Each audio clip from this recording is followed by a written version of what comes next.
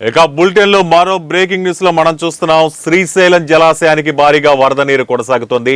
ఎగువ పరివాహక ప్రాంతాలు అయిన జూరాల, సుంకేసుల నుంచి 3,26,481 క్యూసెక్కుల వరద నీరు శ్రీశైలం జలాశయానికి వచ్చి చేరుతోంది. ఇక దీంతో జలాశయ నీటి మట్టం, నీటి సామర్థ్యం పూర్తి స్థాయికి చేరుకోవడంతో ఈ సంవత్సరంలో రెండోసారి జలాశయం 8 రేడియల్ క్రస్ట్ గేట్లు 12 అడుగుల మేర ఎత్తి, 2 గేట్లు 10 అడుగుల మేర ఎత్తి వేసి దిగువ నాగార్జున సాగర్ కు అధికారులు నీటిని విడుదల చేస్తున్నారు.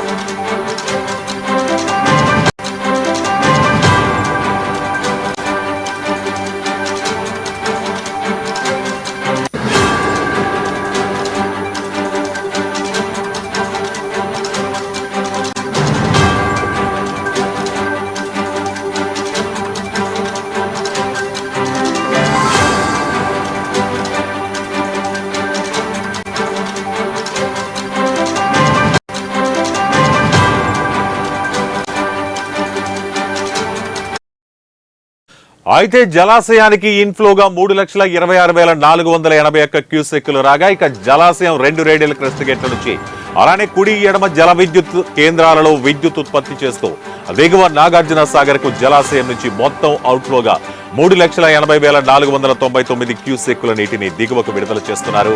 శ్రీశైలం జలాశయం పూర్తి స్థాయి నీటి మట్టం 885 అడుగులు కాగా, ప్రస్తుతం పూర్తి స్థాయిలో 885 అడుగులు చేరింది.